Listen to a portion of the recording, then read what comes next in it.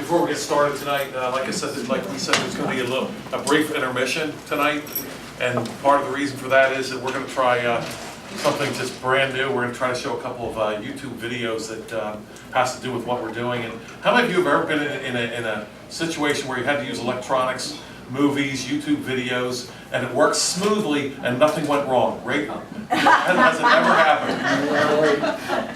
So here we go. We're scared stiff up here tonight. We've never tried this before. We're gonna give it a try.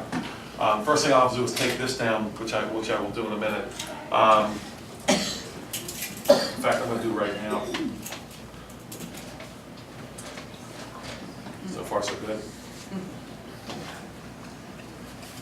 And let's pull this up. Is this the intermission? Not a bargain. Not yet. Okay.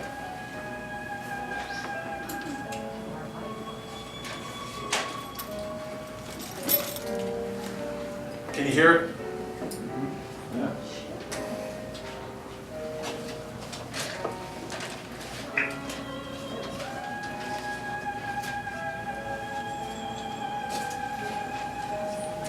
It's about the Shanghai Jews during World War II.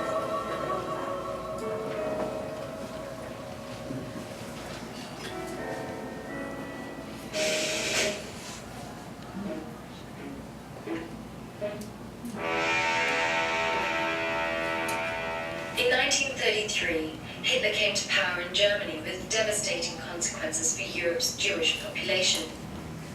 My father lost his job because being Jewish, working for the stock exchange. The stock exchange is in Germany is government controlled. It's like a government agency, and since Jews were considered enemies of Germany, they let him go. In 1935, the Nuremberg laws formalized discrimination against the Jews and stripped them of their German citizenship. Well, they could no longer go to public schools in my era, and we knew that our mother lost her job. She could not work, she could not be employed in German firms, and the Jewish firms which she was working for in the warehouse in a department store had to close because they didn't allow non-Jews to patronize it. So therefore they lost their jobs, and we felt that not being welcome on the streets. On the 10th of November 1938, in a thinly veiled act of retribution that was triggered by the assassination of a German ambassador by a young Polish Jew in Paris, the Nazis unleashed a night of terror and destruction on Jewish communities across Germany and Austria. It was to become known as Kristallnacht, the night of broken glass. Jews were violently beaten, shops looted, synagogues destroyed, and 30,000 Jewish men and boys were rounded up and sent to concentration camps. And they took the Jews and put them into the camp. And most of the Jews then became everywhere. They starved David. I think it was a yellow man. In Kristallnacht, if the Nazis would have known that Schmeling was hiding me and my mother and his suite at the Excelsior Hotel, they probably would have shot him and shot us too. The synagogues were burned, when Jewish-owned stores were destroyed, and my father had been tipped off ahead of time that something like this would happen, and we went underground for about 3 weeks. However, and that was kind of the decision point that they decided to get out of the country. We tried South America and the US and all those countries, and we couldn't get a visa for any place. The last place in the world where we could go was Shanghai. Why? Because they did not require a visa or anything. And Shanghai was an open city at that time that you could go now you just landed. Nobody would question you. Although known as a paradise for adventurers and the Paris of the Orient, Shanghai was to provide an unlikely refuge for thousands of Jewish refugees escaping the horrors of Nazi Germany. At a time when all doors were closed, Shanghai was one of the only places in the world which did not require an entry visa. As refugees flooded in, the established Jewish communities in Shanghai rose to the challenge, immediately fundraising and organizing committees to deal with the refugee community's most urgent needs. Horace Kadoorie established the Shanghai Jewish Youth Association in 1937. It funded tuition, created employment opportunities for young Jews, and organized summer camps. Laura Margolis, the first female agent for the American Jewish Joint Distribution Committee, otherwise known as the Joint, helped save thousands of lives from starvation through her sheer tenacity and courage.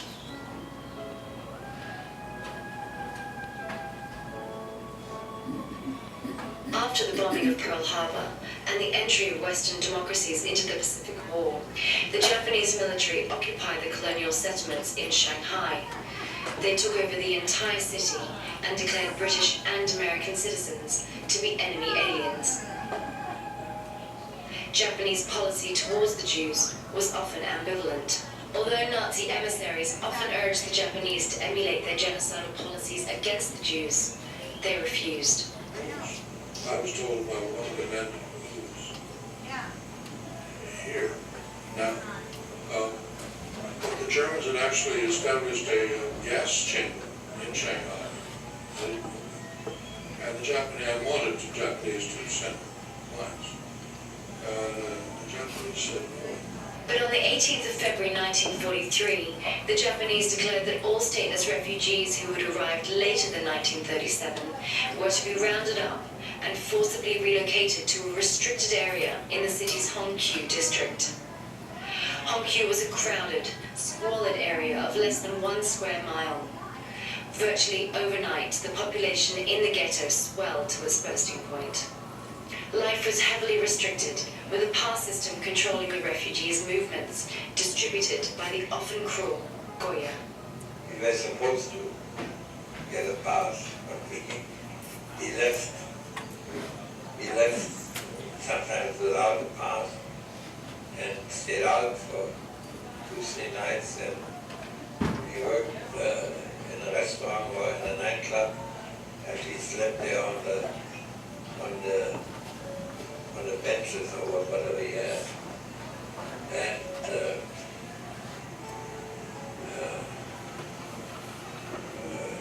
the Japanese, they caught us, so we were beaten up, you know.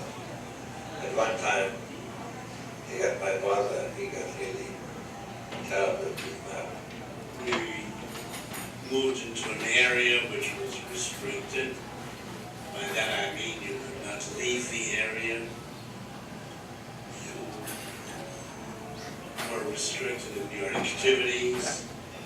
The rations or the food the Japanese provided was subhuman. In the flour that they supplied for the bakeries was rat infested. The rationing was 1 ounce of butter a week. It was a 100% dramatic change in the ghetto.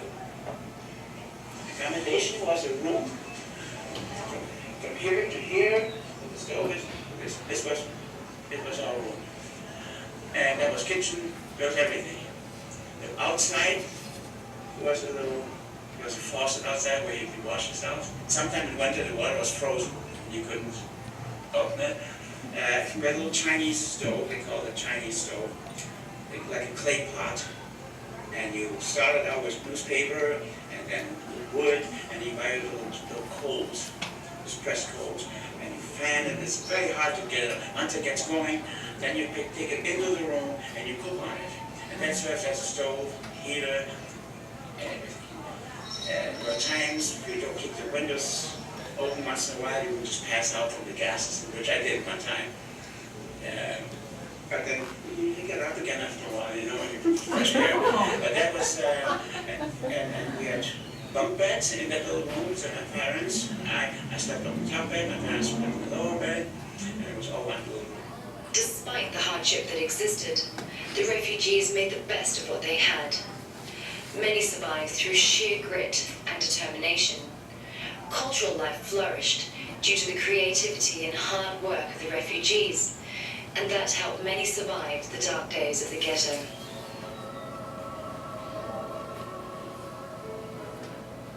With the Japanese surrender in 1945, the Second World War had come to an end. Shanghai was finally liberated, and everyone rejoiced. Jubilation, however, was short-lived. The refugees learnt of the horrors inflicted on their loved ones in the Nazi death camps of Hitler's praised final solution. 6 million Jews had perished. For the Jewish refugees, emigration was the only option. Shanghai was but a temporary refuge from Nazi-controlled Europe. It would be a city they would never forget, and a people to whom they would remain eternally grateful. Although ravaged and war-torn by the Japanese occupation, post-war Hong Kong and its people played an integral part in helping the refugees start anew. Hong Kong provided a transit port and a base through which to obtain visas. It was often a difficult and lengthy process. The Peninsula Hotel provided the refugees with much-needed accommodation during the acute housing crisis. Hong Kong's Jewish community, though battered by the war, pulled together for the necessary paperwork, luggage handling, and logistics needed to help the refugees start new lives.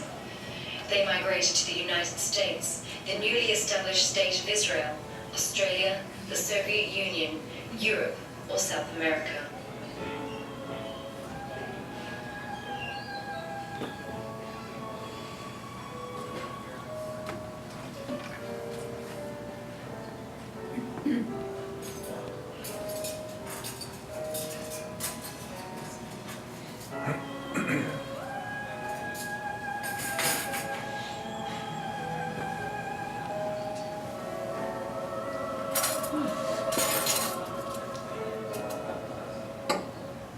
Okay, one down and one shorter one to go. Did you catch that? All doors were closed. Please remember that. This next case, called the case of the Golden Venture. Anybody remember that? Happened under Bill Clinton. The case of it was a tragic case. It was a ship called the Golden Venture. It was Chinese people trying to escape the one-child policy. Let me see if I can get this for you. Come on, baby, please.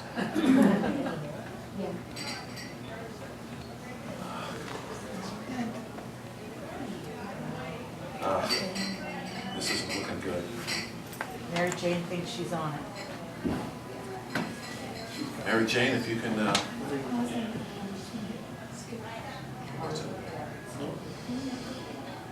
Here, yeah. Okay. Okay, skip that.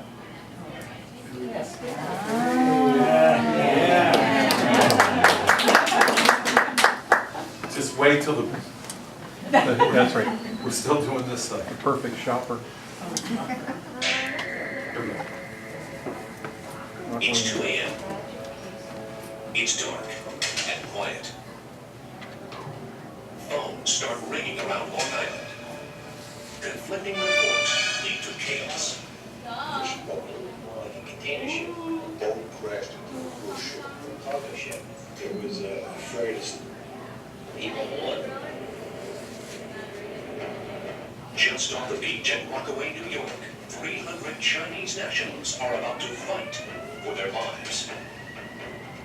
It was dark and really it was an eerie sound about everything. There was voices and you could see some people. And there was people everywhere. They were jumping and doing everything they could to get off that boat. The 150-foot freighter Golden Venture is hard aground. Panicked passengers are abandoning ship. They were on a sandbar. They were running off the sandbar. Picking them up 4 at a time. The cold water and the beating surf. My man's dead. Emergency medical teams work feverishly to treat each victim. Hypothermia sets in quickly. Some of the victims suffer cardiac arrests. That time, standard orders was not to take people off the ship, just take them out of the water. But there had to be about 150 more people on deck, and I thought, the only way they would get off that deck was to hit the water. They didn't know what to do. They looked like they were trapped, and they wanted to get off. They had a little plastic garbage bag with all their worldly possessions in it. One guy dropped it, hit the raft, and he fell back in the water raft. It takes several hours and careful coordination to safely remove all of the Chinese nationals from the vessel. The determination was made to remove the people from the water and the ship and ferry them to other boats sitting out off the breakers, and then they would take them around to the Coast Guard station. Because these Chinese nationals are human cargo and the Golden Venture is their smuggler ship, the situation turns from search and rescue to law enforcement.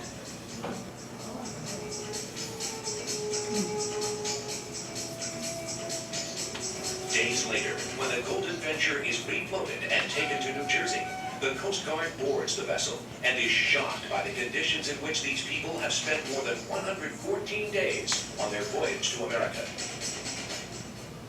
What we found out is these individuals pay up to $26,000, $28,000 a piece to come over to the United States. And then when they get to the United States, they're indentured to work for these people until they pay off their debt, which is like, they're just never going to happen. So they're indenturing themselves to be servants for the rest of their lives in the United States. In the end, 328 Chinese nationals are taken into custody. But not everyone on board the Golden Venture makes it to America safely. The death toll is 8. The ultimate price for freedom. Stay tuned for scenes from next week's episode of Coast Guard.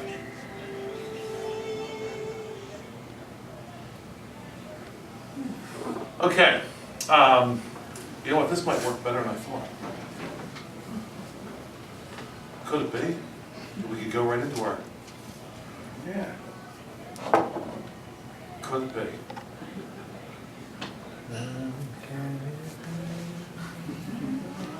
How about that? All right. Raise your hand if you're disappointed we don't have a halftime. Actually, I want to explain a few things about what you just saw. Give Toby a chance to pass out these while we're talking here. And this is our halftime. I hope you noticed there. Did you catch that no one wanted those Jews except for Shanghai? Because they didn't have visas, because they didn't have papers. Your papers, please. Please remember that as what we argue tonight. How about those Chinese? I remember the Golden Venture. I remember that.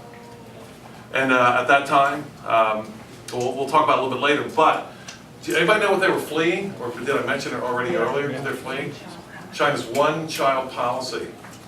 And many of them were Christians. And many of them went to jail. Some were repatriated, sent right back to China. I read the testimony of one young man who was sterilized, beaten horribly and sterilized. They sent him back. Why? Now we got to ask ourselves, what was their crime? Please remember these cases when, as we speak tonight, because we're going to argue a view on immigration that we believe the Bible teaches. That's a whole lot different from what you're hearing, even in the mainstream media, even in quote-unquote conservative circles. What you're going to hear tonight is definitely going to be different. But we're going to do our best to support it from the scriptures, and we'll talk a little more briefly about what we saw here tonight. Toby, you need anything else you got? Now, if you need more of the color ones or the black and white, just catch us afterwards. We'll have them up here. Yeah. Thanks, Toby. Hope each of you get a couple of these out all over the place. We, this is our means one-on-one of getting the word out and placing these in areas where people will see them. Just a brief word, if this is still halftime or intermission time, about the old-fashioned Election Day sermon. We want people to hear the content. And Pastor Weaver is a studious man, and he's done a lot of work. And you won't want to miss them. But the other reason why we have an old-fashioned Election Day sermon is we want people to know that at one time in this country, the US of A, the state legislators asked the pastors to come and preach to them and tell them what the responsibility was. That happened here in the US. And we want people to know that. And I should have brought it tonight. I have a book about this thing called Political Sermons of the Founding Era. One of my favorite reformers, Pierre Viret, I think we ran out of his book, and we do one more of his books left over there, was a man who wrote over 40 books about 3 topics: economics, apologetics, and Christian political theory. You know what we would call that today? A waste of time, wouldn't we? Should be preaching the gospel. But he was because the whole counsel of God is the gospel. How do we separate the gospel from the whole counsel of God? When did that begin? Well, that's what we're fighting here at Mars. And tonight, our topic, borders, stopping governments, not people, a look at biblical immigration theory. For those of you who are with us for the first time, again, what we try to do is we try to address topics that are not, that the Bible addresses. Here at the Mid-Atlantic Reformation Society, address topics the Bible addresses that are not being addressed in churches. And tonight is immigration. A very dicey subject, a very necessary subject, because it has to do with not oppressing the stranger. Now, if you know anything about the Old Testament is full of that. You cannot oppress the stranger. You can't do it. You can't have 2 separate laws, one for you and one for the stranger, one for the alien. You cannot do that. We'll get to that. Tonight's questions: why borders? What are they doing? Why citizenship? What's citizenship all about? What does the Bible say about this issue? What is the government role supposed to be in borders and citizenship? What is the relationship between borders and the gospel? Is there a relationship, and what is it? And what are some key passages? Well, here's Paul. We'll start off with Paul there in Acts 17 on Mars Hill. And he's talking about worshiping the unknown God. And he starts out by, shall we say, a parting shot across the bow at the false gods. You remember the false gods had to be carried around. They had to be supported. It's not well known, but if any of you know what Cortez first ran into in Mexico, he ran into the Aztecs, who were really serious about human sacrifice. They took it very seriously because they worshiped the sun, and the sun had to rise, they felt, and they felt that the sun would not rise unless it had human blood sacrifices. You see, this is typical of idols. See, our God supports us. But if you believe in idols, you have to support the idols. And Paul is addressing that. He's talking about the true God. He says, neither is worship with men's hands, as though he needed anything, like those false gods. Seeing he gives to all life and breath and all things. No false god can do that. That's why they have a lot of them. And hath made of one blood all nations of men for to dwell on the face of the earth, and hath determined the times before appointed and the bounds of their habitation. There's borders right there, the bounds of their habitation. That they should seek the Lord, if haply they might feel after him and find him, though he be not very far from every one of us. Now what's Paul talking about here? On the one hand he's saying he's made everyone of one blood. On the other hand he's saying God has appointed their bounds of habitation. Well, can't we be a nice, happy UN here, since we're all one blood and just have one great, big, happy country with the UN in charge? Why not? I think it'll become clear. Look at this. This is from Deuteronomy 4, 5, and 6, which I believe, and we've talked about this before, the Mid-Atlantic Reformation Society, I believe this is the first missionary text, missions text in the Scriptures. In Deuteronomy. And look, I think you'd be shocked at what it says. Behold, this is Moses talking now to the children of Israel. They're going to go into the land. Behold, I have taught you statutes and judgments, even as the Lord my God commanded me, that you should do so in the land whether you go to possess it. Keep therefore and do them, for this is your wisdom and your understanding in the sight of all the nations. Wait a second. In the sight of the nations. What's that about?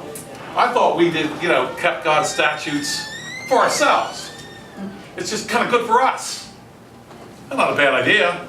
But he's talking about something else now. He's talking about their ministry and their example to the nations. And he's saying, listen, do you want to do something for the nations around you? Tell you what you're going to do. You're going to keep the statutes and the judgments that I command you. And look what he says. This is your understanding in the sight of the nations, which shall hear of all these statutes, and look what they're going to say. They're going to say, surely this great nation is a wise and understanding people. For what nation is there so great, who hath God so near to them, as the Lord our God is near to us in all the things that we call upon him for? And what nation is there so great, that hath statutes and judgments so righteous as all this law, which I set before you this day? You see what's happening here? You see why borders are necessary? You couldn't mix a people that were keeping God's commandments and statutes with the Canaanites. It just couldn't be all one great big glob of whatever. You needed to have a border. And you had to have a border. You had to know where the oppressed were and could be free. And you had to know where the people that were going to oppress you were. You had to have a border. And a border that would stop the oppressor from coming over. See, that's the key. You have to have that. Otherwise, what good's a border at all, right? So, the children of Israel were going to set up a land. And if you've ever studied when God set up the land, he was very serious about borders.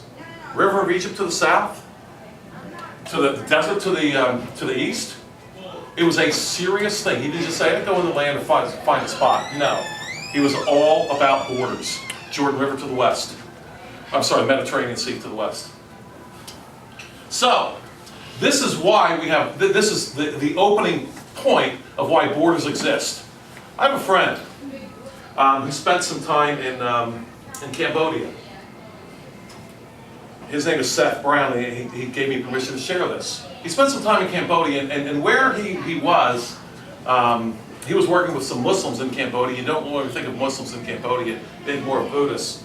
But he was working among some Muslims there. And he had a friend who was a pastor. And he spent some time with this pastor, and he found something out about this pastor. You see, where this pastor lives is about 2 miles away from the border, the river between Vietnam and Cambodia. One day, this pastor was presented with a dilemma.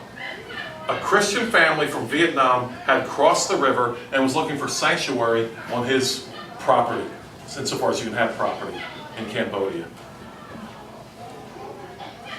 The long and short story of this situation is, this pastor refused to give them up, and he wound up spending 6 months in jail as a result. Just a humble pastor, learned how to read because he wanted to read the Bible. He wouldn't give up this family, and they never did get him. They never did.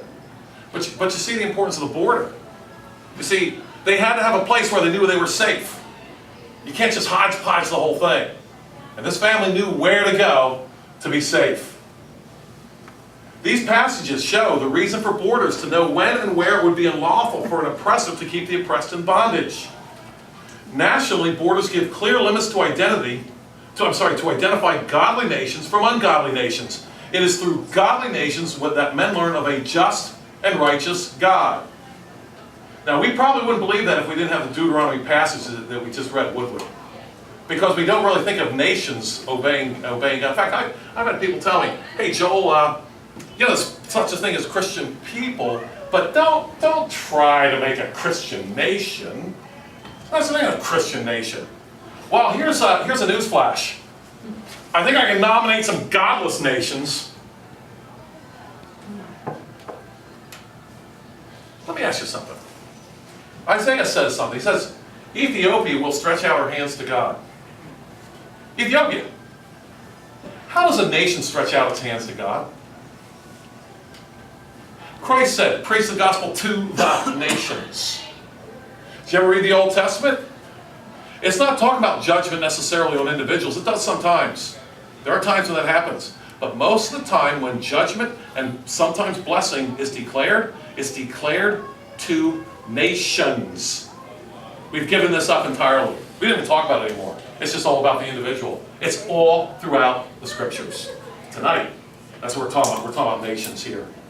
Now, I have to just get off a little bit here. And I want to talk about something that happened in this country. Anybody here ever hear of the Fugitive Slave Act? Yeah, what was the Fugitive Slave Act about? That act said, and I have to sneak this in, it was supported by one congressman at the time and future president, Abraham Lincoln, supported the Fugitive Slave Act. Supported it when he was in Congress. Voted for it. In any case, that act destroyed borders. That's essentially what it did. Because prior to the Fugitive Slave Act, it was, hey, you know what? If the slave gets out of this state, it's over. So you can't come chase him. It's done. The Fugitive Slave Act, I think, made the war between the states inevitable. Because it turned you into a criminal if you didn't turn the slave back. That's why it destroyed borders. That's how it destroyed borders. And so borders still existed, but they didn't mean anything. But there was another border that did mean something, and that was the Canadian border, right? And that's why the Underground Railroad had to be created.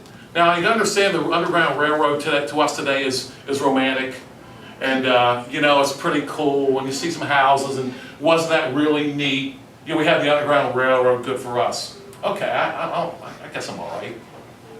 But if we wouldn't have ever passed the Fugitive Slave Act, we wouldn't have had to have an Underground Railroad all the way to Canada. It destroyed the safety of the borders, is what it did. Let's move on. Let's identify some closed borders in history. Pharaoh, closed border guy? God, let my people know. Go. Pharaoh, nah. You're not getting out of here. Pretty much any communist state, both in Asia and Europe. What kind of country would say you can't leave? A lot. Yeah, about to find out. What kind of country would say you can't come in? We'll talk. King James versus separatists and the Puritans. King James was a wicked man. He stated one time, he says, he hated the Puritans. And he said, I will harry them out of the country or worse. And what he was about, he wanted to punish them for existing. So he closed the border that they couldn't leave, and then he tried to destroy them when they were still there. Not a new policy. That policy's been around for quite a while. And let's not forget, it was the open border policy of the Dutch that allowed these same separatists to settle in Holland in the first place, where they would have been. Where would they have been regarding a closed border policy if Holland had had one? These people, when they got to Holland, had almost nothing. Where would they have been? They got to Holland, your papers, please. You must fill out the visas. You know, let's waste time at the border for about 6 months so you can fill the proper paperwork. Now, about this time, you're going to say, hey, okay, Joel. All right.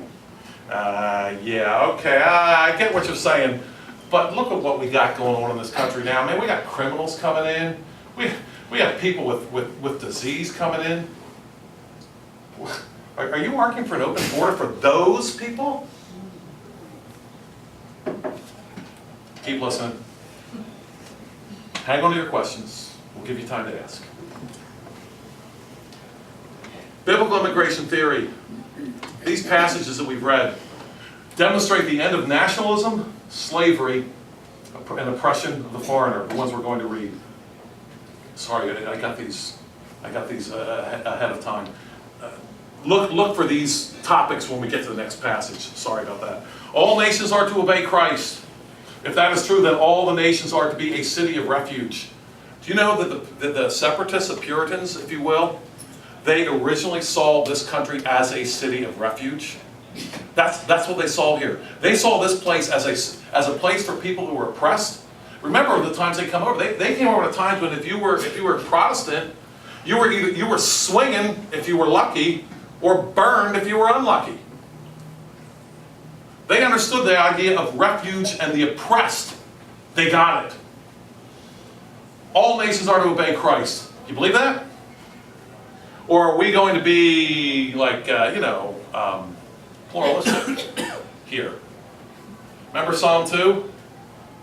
Kiss the Son lest he be angry and you perish.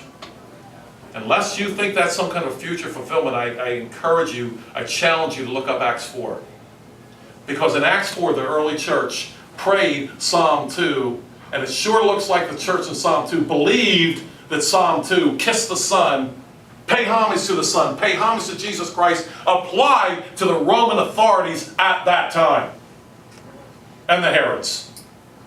So we have this idea, how many times have you heard this? Well, they don't believe in Jesus, so we can't tell them about him. No. You know, that's like, come on, man. That's like a limitation on Christ. Oh, I have to believe in him first?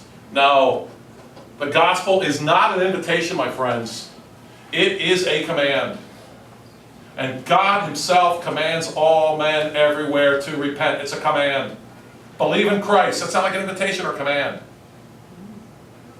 There is a direct connection between the ability to enslave and oppression of the foreigner. We're going to see that in a minute.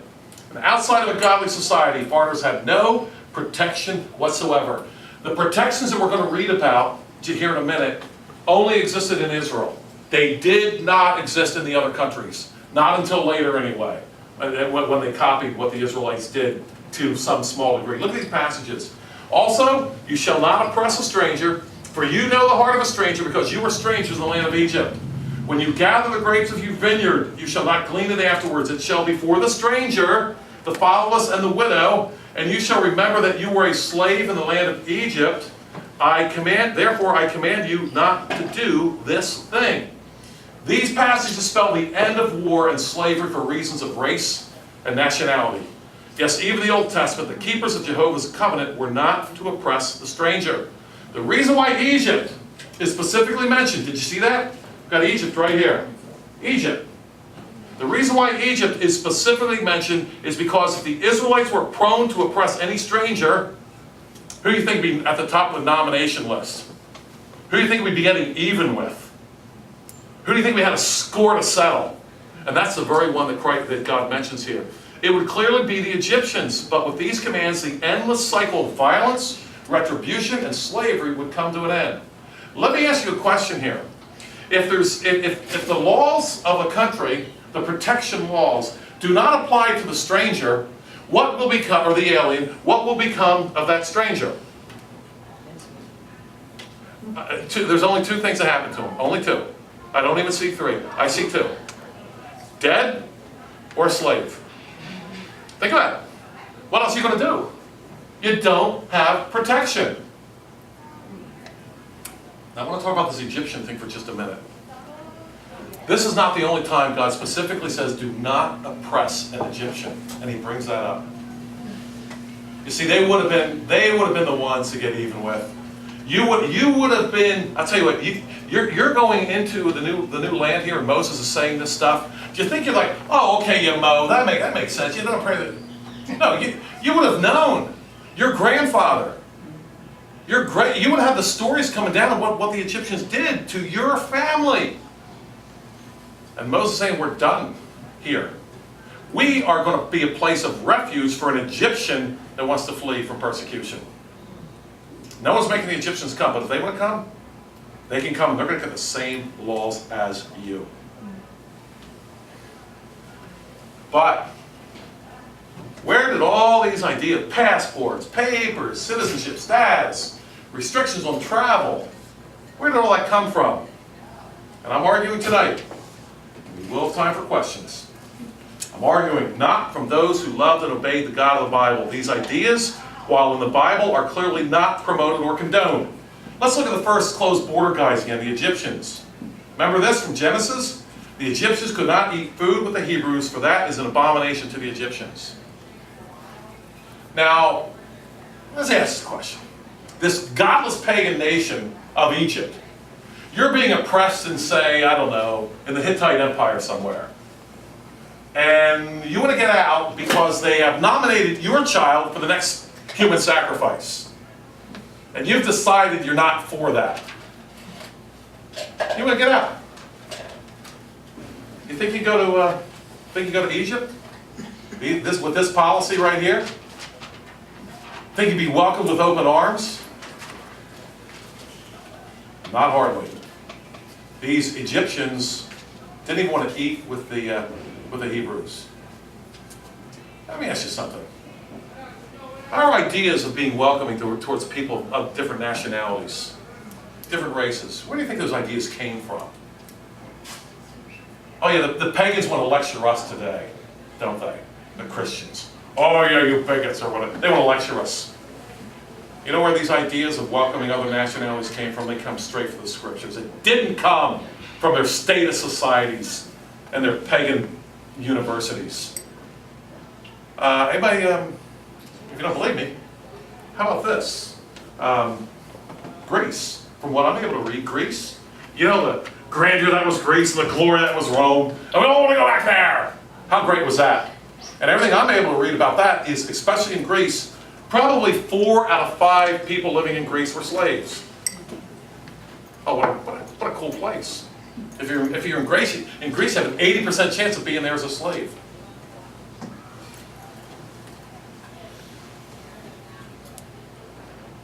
This is an ethnic distinction, which is one that we generally base citizenship on today. However, citizenship must be based not on ethics, not ethnicity. Now, here's the thing. Oh, let me show you. Here's a. I'll show you this. Here's a. Probably can't see it from the back. This name of this book is called Tariri. It's really pronounced Tariri. My Story. I have the book up here, and if you want to borrow it, I'm not going to let you. But you can see it. This is kind of important to me because when I was a little kid, I met this guy, this Peruvian chief. He talks in here about how they learned to cut people's heads off. You know, it's talked now about how whether or not you could really shrink somebody's head. Did that really happen, or was that a myth? He talked about how we learned how to do it. Very cavalier they were. He said we learned how to shrink their heads and we wear them. There's a trophy for you. Somebody else's head. And he says, you know, he says we were so cavalier, he said sometimes we got tired of them.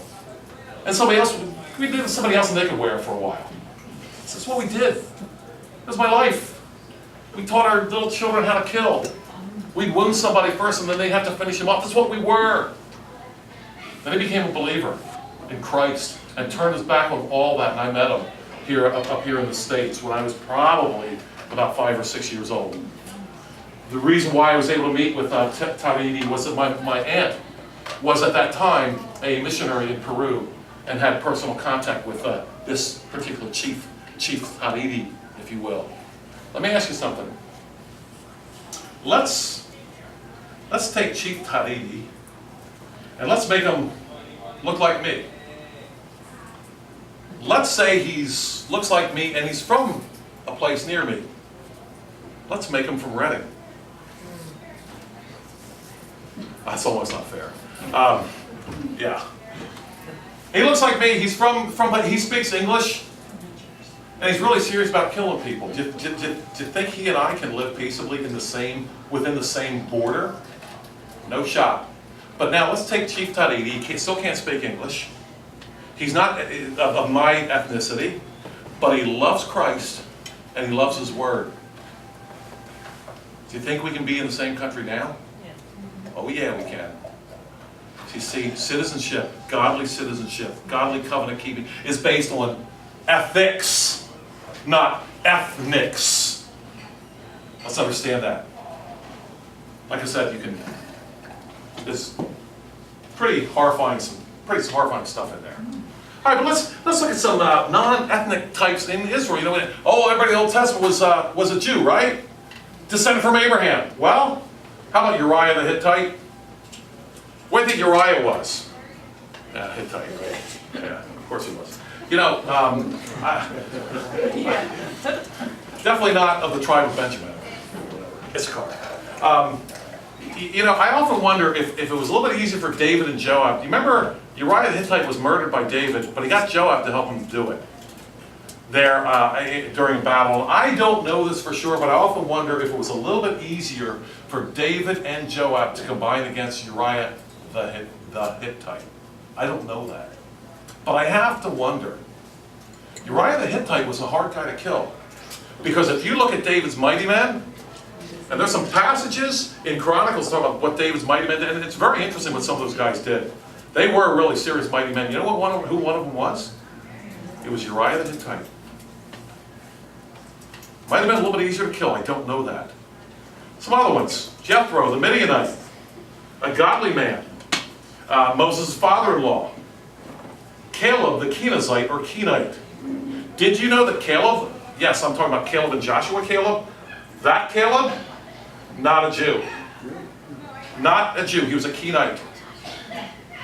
He was a man who loved the God of Israel and therefore welcome within the camp of the God of Israel. Rahab the Canaanite. Now there's an interesting one. She shows up in a funny place, you'll remember, right? A funny place in the New Testament. Yeah, the line of Christ. She was no Jew. This last was my favorite. We could really talk about her. Everybody knows about Jael the Kenite, don't we?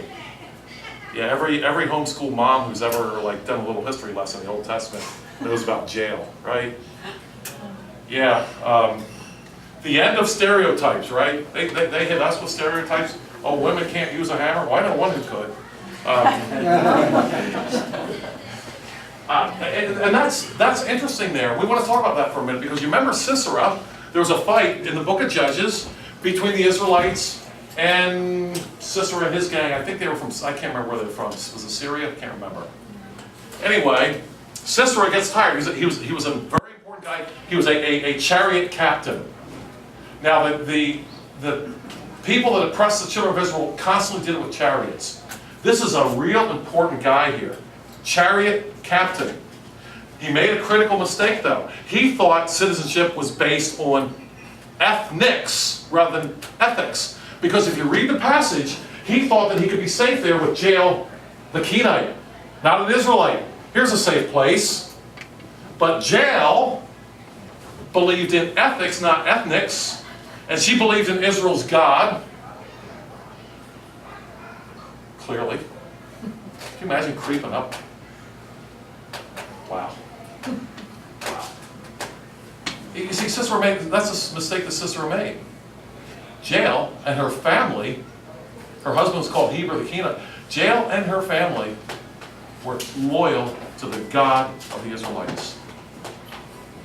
Ethics, not ethnics. In fact, the US of A did not pass any comprehensive immigration laws. Hear this. This country did not pass any comprehensive immigration laws until the year 1882. From 1783, if you will, until 1882, basically 100 years, no comprehensive immigration laws. The Immigration Act of 1882 was the first general act limiting immigration into this country. It was designated to limit, it might be all of us. Check this out. See if you and I might be defined in this next definition. See if there's a way to fit you in. Maybe you're not. Maybe you're good. See if there's a way. Persons who are obviously unable to support themselves, but in the 20th century the executive branch brought in first to keep out poor Asian Indians and Mexicans, and then to keep out poor people generally. Well, that's not us, is it? Now. But you think it maybe could be with just a little bit of twisting? Wouldn't be that hard, would it? How about to keep out bigots and homophobes? Can you see that happening? That's from Wikipedia. A couple of authors there. That's actually a quote from Wikipedia, actually quotes those authors debating American immigration 1882 to the present. You see the pattern here? It was up to the state to define undesirables. Once that power is ceded to the state, there will be no stopping it from arbitrary decisions concerning who may come and who may not. You see, we sit around and say, well, we need border control to keep out the undesirable people. See, we say the same thing. And then we cede that power to the people in power now, as if they're going to be able to figure out who to let in and who not. I mean, come on now. They're going to be able to figure it out and know? Same people that are dumping guns on the Mexican drug cartels, the fast and furious problem that we have, so that they can trace where the guns are. The people that are telling you and I that we can't have, that awful assault rifle, right? That's terrible. You and I can't have it, but we can give it to criminal gangs in Mexico. And then these are the same people that we're going to trust to figure out who can come in and who can't? Not hardly. Does anyone doubt that our present socialist politicians will abuse this power? Our opposition to open borders should arise from a distrust of our already demonstrably untrustworthy politicians, not the immigrants themselves. See, that's who we should be aiming at. But that's not who we want to aim at. You know why? Because we say, well, we don't want these people to come in. We're going to come in, they're going to get free, the list is as long as my arm. Free health care, free unemployment, free education, free whatever, right? And instead of challenging our godless socialist politicians, which we won't do, we have accepted the socialism that is killing us today. We've accepted it. That's part of what we are. And then, well, we can't have those people come in and get what we're already getting down here. You know what? You don't have to really fix a border problem. And there is a border problem, not denying it. You don't fix a border problem. Fix the socialism problem we have right here. And then everybody coming in is going to work their way through.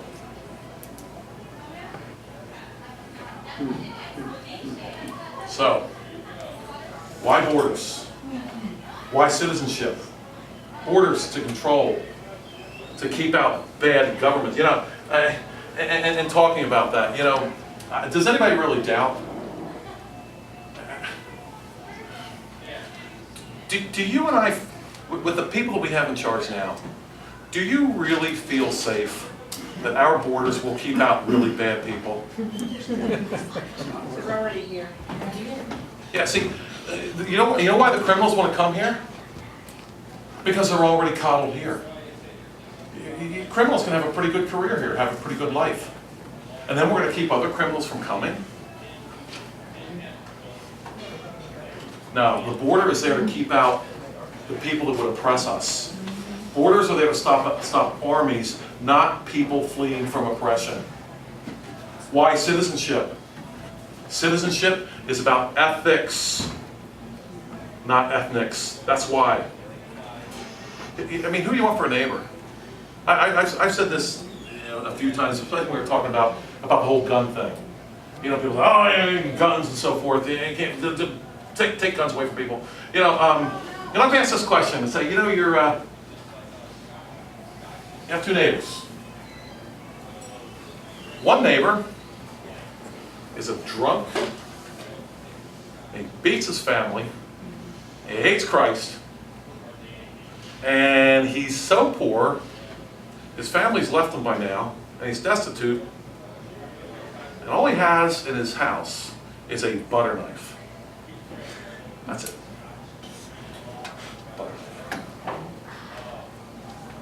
The neighbor on the other side is a God-fearing man who loves Christ. And he collects tanks for a living. Loves tanks. And anything in between a shotgun and a tank.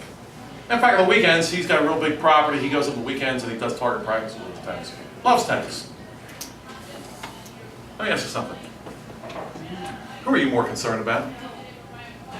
The guy with the butter knife or the guy with the tanks? I know who I'm more concerned about. Citizenship.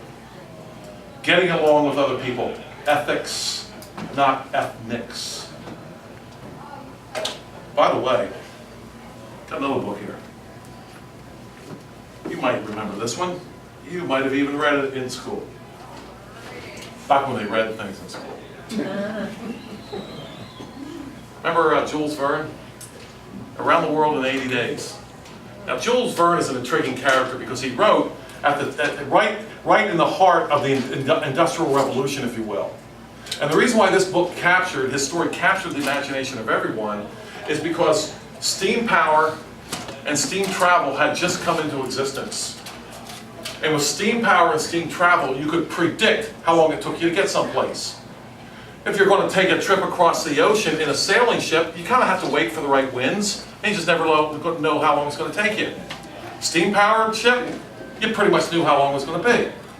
So you may recall that Phileas Fogg, the protagonist of this book, makes a bet with his club that he can get around the world in 80 days, and they say he's crazy, so they make the bet, and he grabs his French servant Passepartout, and he takes off around the world in 80 days. And of course we know that he makes it if you know the story. Yeah. What kind of, if you know this story, very intriguing. By the way, if you've forgotten about it, Phileas Fogg gets his wife. Remember how he gets his wife? He gets his wife, he rescues her from Sati in India. That's how he gets his wife. He and Passepartout get together. His wife is about to be burned on a funeral pyre, because that's what they did, or do. That's what Hinduism taught, right? I mean, that's what you want to do, right? If your husband dies, you want a wife for the next life, right? So burn the wife you got when you die. That's what they did. He and Passepartout saved her. Anyway, that's a little bit of a rabbit trail. But anybody remember what kind of border problems he ran into when he went around the world in 80 days? Anybody remember? Absolutely none. Not one. Went around the world. He didn't even fly. So he had to go through an awful lot of countries. Not one single, your papers, please. Not one. See, that's the world that we've forgotten. That's the world that existed that we don't even know existed anymore. And not being a real genius on these things, but if we had the type of border nonsense going on now, or then that we have now, this book might be called like Around the World in 80 years or something. Remember the case of the Lithuanian sailor that wanted asylum? Remember this case? Happened in the 1970s, I remember it. We don't have to talk about it a long time. His name was Simas Kadurka. You can find out an awful lot about him if you want to do a little bit of research. What he was he was a sailor from Lithuania. He was a radio operator. In the 1970s, early 1970s, he was on a ship that docked real close to an American ship because they had to talk about treaty rights and so forth. That doesn't make you feel good. A bunch of statists getting together talking about treaty rights and who's allowed to fish where. Anyway, he did a very courageous thing. The Soviet ship got a little bit close to the American ship, and he jumped from one ship to another, I think it was about 10 feet. He jumped. Could have been the end of him if he would have missed it. The Soviets had hated him from the time he was younger. He was 42 years at the time. During World War II, he had refused to give up his cousin, who was a partisan fighting the Soviets. You remember that area of the country, of Europe, if you will, had a terrible time. Because they first fought the Nazis, and then they had to fight the communists. And he refused to give up his brother. So they made him a radio operator, but they made him clean toilets. They hated him. He said during his trial later on that while the ships were that close to each other, 2 magazines were tossed across the ship to the Soviet sailors. And he said he saw those guys put those magazines in their coat right away and get out of there. And he said he heard an officer say, "Those 2 will never go to sea again." And you know, if you're my age, you remember the Iron Curtain stuff. If you're younger, it's hard to imagine what that stuff was like. Well, Simas Kadurka jumps across. He's safe on the Coast Guard ship. But we have international relations, don't we? We have to get along with people. And so it was about 10 hours before the U.S. allowed, the Coast Guard allowed Soviet seamen to board the Coast Guard, the U.S. Coast Guard ship, beat him senseless. He got away. There was actually 3 guys came in, this three guys were. He got away actually. I didn't know this until I read this recently. I mean, I remember the case. He He got away and actually hid on the ship. And the Americans stood around with their hands folded while they searched for him. They finally searched for him, they finally found him, beat him some more, tied him up with ropes and blankets, dragged him back across over to their own ship, and he was sentenced to 10 years of hard labor, and he was thrilled about that. He thought he was going to get killed back in the Soviet Union. Well, he came back to the US in '74 because it turned out that his mother was born in Brooklyn. So, hey, wow. Come on back. Your mom's born in Brooklyn.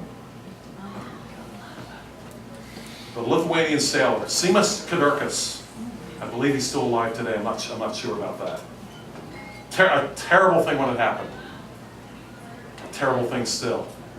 We talked about the Shanghai situation. Let's talk about that a little bit more.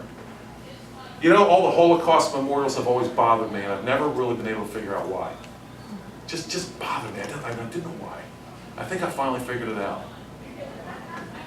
What's to celebrate? That we liberated all these people? The same people that we wouldn't allow to come here?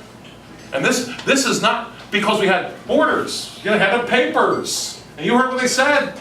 Even the US. This country wouldn't take us. We had closed borders, see? We can't take these people. And if you want to study this subject, it's not a pleasant one.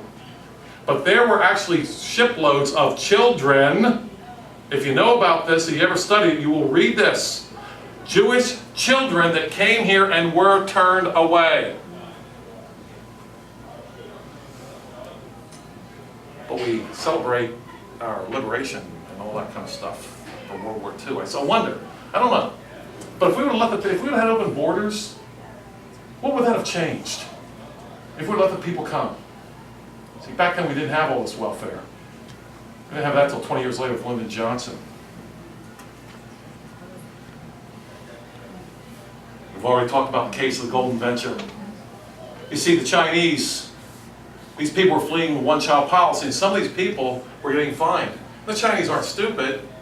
If you have more than one child, you're talking about oppression? Are you kidding me? One-child policy? And we're not going to take these people? Because we have to have the borders closed, you know? We have to have the INS checking people's passports and papers. And so they can't come in here. And the Chinese were finding the daylight. If you had 2 children, they didn't kill the second. You'd be allowed to keep your child. You just had to basically sell your life into indentured servitude to pay the fine. Because you shouldn't have had the second child. Well, something good did come out of this thing, though. After all the publicity around the case of the Golden Venture, Bill Clinton was president at the time. He did sign some pardons for some of them. Some of them got sent back. Some of them still live in Chinatown in New York and still are not citizens of any country. Their children are. But Congress stepped in and really stepped up on behalf of the Chinese fleeing the one-child policy. Really came through and passed a law that from that date forward, whatever year that was passed, will allow 1,000 Chinese a year to come that are fleeing the one-child policy. Downright big of them. That's a token and a joke. I want to talk about a nation called the United States of America that was built on an idea that almost no other nation was ever built on. Not like the brazen giant of Greek fame, with conquering limbs astride from land to land. Here at our sea-washed sunset gates shall stand a mighty woman with a torch, whose flame is the imprisoned lightning and her name mother of exiles. You see what's being said here? Because we're not like those ancient nations that were built on state power and the ability to conquer everybody else. We're not having a nation like that. This is going to be different. How? From her beacon hand glows worldwide welcome. Her mild eyes command the air-bridged harbor that twin cities frame. Keep ancient lands your storied pomp, cries she with silent lips. Keep your power. Keep your statism. Keep your conquering. Keep your armies. Here's what we want. Give me your tired, your poor, your huddled masses yearning to breathe free. the wretched refuse of your teeming shore. Send these, wretched refuse, don't forget that word. Send these, the homeless, tempest tossed to me. I left my lamp beside the golden door, and I know there's a little few issues with the Statue of Liberty and French Enlightenment influence and all that kind of stuff. But this message is really clear. Send me your rejects and see what we can do with them. Did you know that Geneva, in the time of Calvin, became one of the most powerful cities in Europe? And you know what's coming there? Real smart people emigrating with doctoral degrees, right? Geneva was built on immigrants, many of which didn't have a thing to their name. Fortunately, there was no one there asking for their papers. And Geneva, during the time of Calvin, grew by 4 times. It became an extremely powerful nation-state, if you will, city, if you will, city-state, more like a city, but kind of like a state, sort of, the way they ran things. Did it on the strength of immigrants. People just running away from oppression. You see, this Statue of Liberty here has a, these statement here, it has a precedent in history, and that precedent goes back to John Calvin in Geneva. The rest of Europe during that same time actually went down. The population went down by a third while Geneva's was going up. And Geneva did it on the strength of people fleeing oppression with almost no money. And Geneva became a city of wealth. It became a city of knowledge. When Calvin got there were like 3 bookbinders. By the time he died, there were like 100. And people buying the books.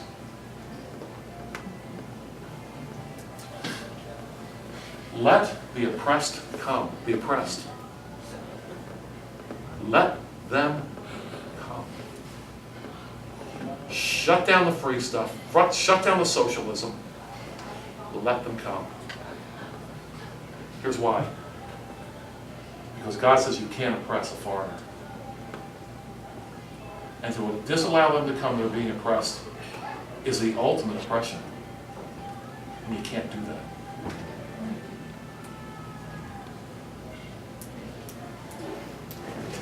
Yes? Am I allowed to ask a question now?